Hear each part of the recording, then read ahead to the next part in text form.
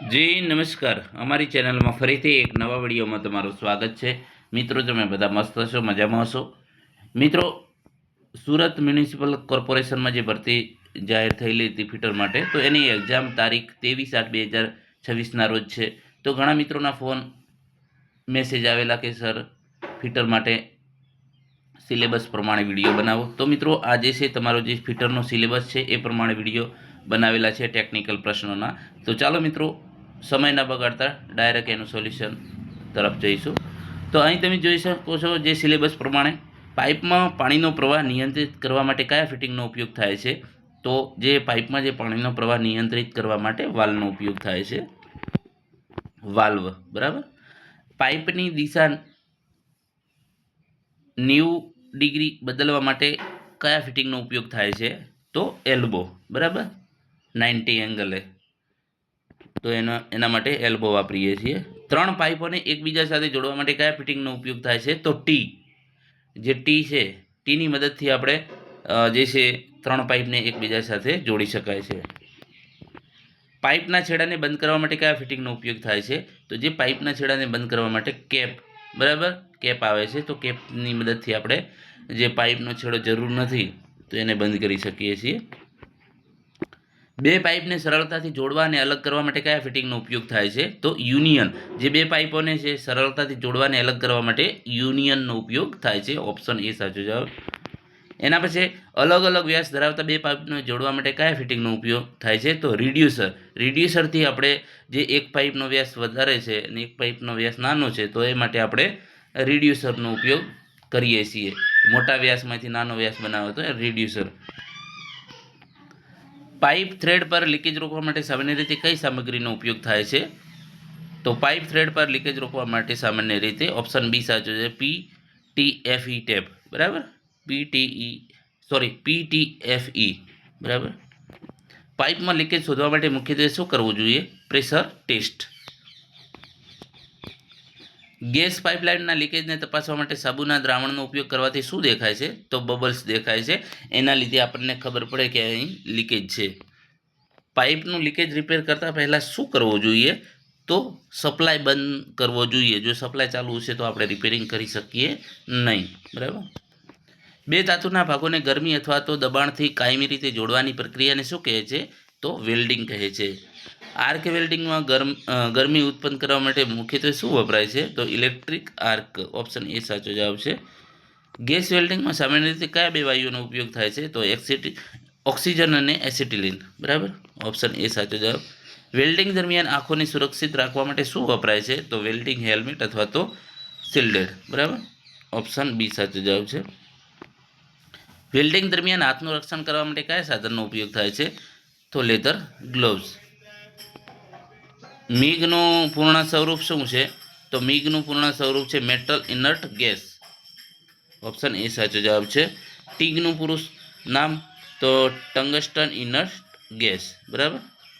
Welding પહેલાં કામના જે ભાગની સપાટી પરથી તેલ અને ગંદકી દૂર કરવાનું કારણ શું છે? તો સારી ગુણવત્તાનું વેલ્ડ મેળવવા માટે, ઓપ્શન બી સાચો જવાબ। ફિટર દ્વારા સપાટી સમતલ કરવા માટે કયા ટૂલનો ઉપયોગ થાય છે? તો ફાઇલનો।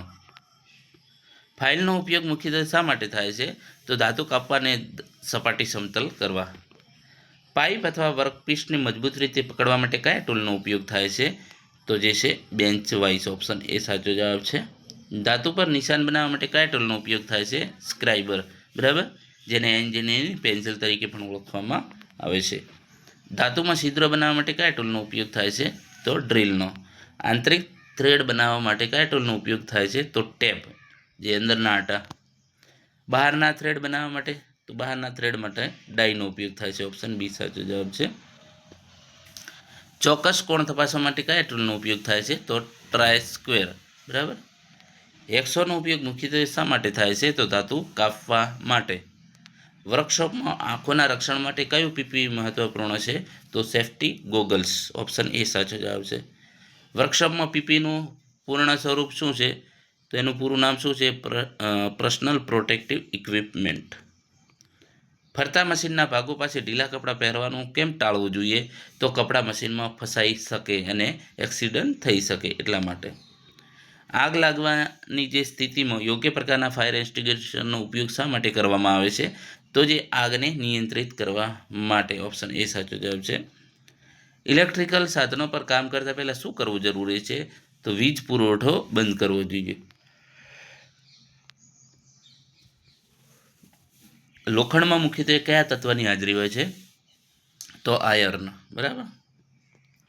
બ્રાસમાં કયા બે ધાતુઓનું એલો હોય છે? તો કોપર અને ઝિંક. બ્રોન્ઝ મુખ્યત્વે કયા બે તત્વોનું એલો હોય છે, એટલે કે મિશ્રણ હોય છે? તો કોપર અને ટીન. સ્ટીલ મુખ્યત્વે કયા તત્વોનું એલો છે? તો સ્ટીલ જે છે આયર્ન અને કાર્બનનું. એલ્યુમિનિયમની મહત્વપૂર્ણ વિશેષતા કઈ છે?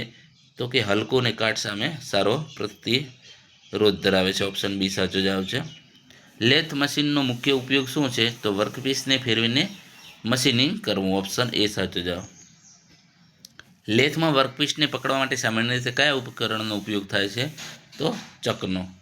લેથ મશીનમાં કટિંગ ટૂલ કયા ભાગ પર સામાન્ય રીતે લગાવવામાં આવે છે? તો ટૂલ પોસ્ટ પર. ઓપ્શન એ સાચો જવાબ.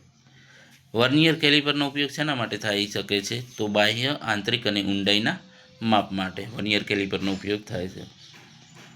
માઇક્રોમીટરનો મુખ્ય ઉપયોગ શું છે? તો ખૂબ ચોક્કસ માપ લેવા માટે. બે શાફ્ટ વચ્ચે ગતિ અને ટોર્કનું સંચાલન કરવા માટે કયા ઘટકનો ઉપયોગ થાય છે? તો ગિયર. બે ગિયરના દાંતા સીધી દિશામાં હોય તો ગિયરને શું કહે છે? તો સ્પર ગિયર. બે શાફ્ટની અક્ષો એકબીજાને છેદે ત્યારે ગતિ સંચરણ માટે કયા ગિયરનો ઉપયોગ થાય છે? તો બિવેલ ગિયર. વમ ગિયરનો ઉપયોગ સામાન્ય રીતે કયા પ્રકારના ગતિ નિયંત્રણમાં થાય છે? તો સમકોણીય શાફ્ટ વચ્ચે. ઓપ્શન એ સાચો જવાબ. લુબ્રિકેન્ટનો મુખ્ય હેતુ શું છે? તો ઘર્ષણ અને ઘસારો ઘટાડવો.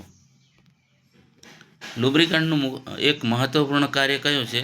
તો ગરમી દૂર કરવામાં મદદ કરવી.